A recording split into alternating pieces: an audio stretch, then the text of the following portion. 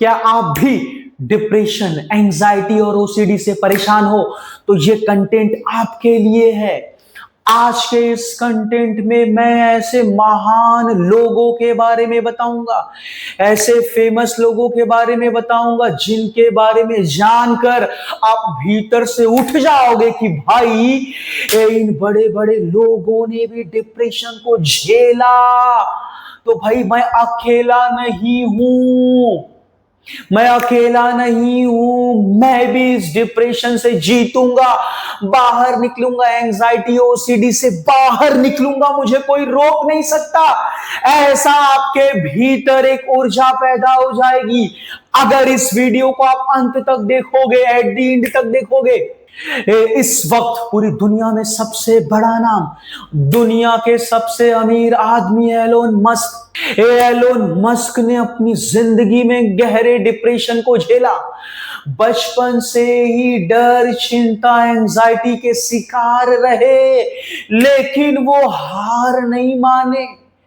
अरे वो भागे नहीं, उन्होंने अपने सपने को, अपने ड्रीम्स को फॉलो किया, अपने लक्ष्य को, टारगेट को छोड़ा नहीं, और आज पूरी दुनिया में सबसे अमीर इंसान है। स्पेस के क्षेत्र में, स्पेस की फील्ड में क्रांति लेकर के आए, बहुत बड़ा बदलाव लेकर के आया। अमेरिका के 16वें राष्ट्रपति अब्राहम लिंकन ने भी अपनी जिंदगी में एक बार नहीं, बार बार डिप्रेशन को झेला, लंबे समय तक डिप्रेशन झेलते रहे, लेकिन इसे मैनेज करते हुए जिंदगी भी जीते रहे, आगे बढ़ते रहे, कर्म को नहीं छोड़ा, अमेरिका में डेमोक्रेसी को बढ़ावा दिया। अब्राहम लिंकन कोई छोटा मोटा नाम नहीं है, इनके बारे में पढ़ो, कैसे इन्होंने जिंदगी जी, कितनी बार डिप्रेशन को झेला, लेकिन हारे नहीं, भागे नहीं। भाई धीरे धीरे धीरे धीरे हम आगे बढ़ते हैं, धीरे धीरे डिप्रेशन को ठीक करते हैं, अचानक से नहीं, समय लगता है। हैरी पॉटर नाम सुना होगा, जानते होंगे हैरी पॉटर। हैरी पॉटर ने अपनी जिंदगी में भीषण डिप्रेशन को झेला, भीषण गरीबी को झेला, लेकिन उन्होंने अपने इस संघर्ष को कहानी में बदल दिया, स्टोरी में बदल दिया, और पूरी दुनिया के लिए प्रेरणा बन गई।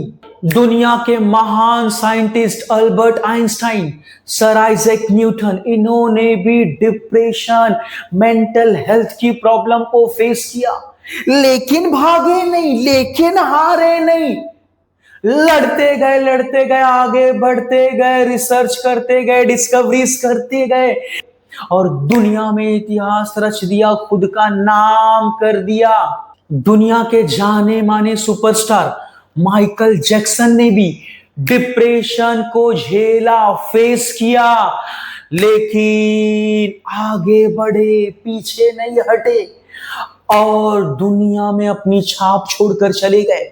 बॉलीवुड के एक्टर और एक्ट्रेस संजय दत्त, विद्या बालन, गुरुदत्त, मीना कुमारी, फिर ऋतिक रोशन, दीपिका पादुकोण, प्रियंका चोपड़ा, इन सब ने डिप्रेशन को फेस किया, झेला, लेकिन किसी भी तरह इससे बाहर निकले। अरे भागे नहीं यार, टूटे नहीं। डिप्रेशन में क्या होता, भाग जाओ, टूट जाओ, कुछ कर लो। मन इस पीड़ा से बचने के लिए हमें भड़काता है, हमें बोलता है कुछ कर ले, कुछ कर ले तभी तुझे शांति मिलेगी, लेकिन ये मन का झूठ है, विश्वास है। आप जीते जी भी इस मन की पीड़ा से बाहर निकल सकते हो और मन की शांति पा सकते हो।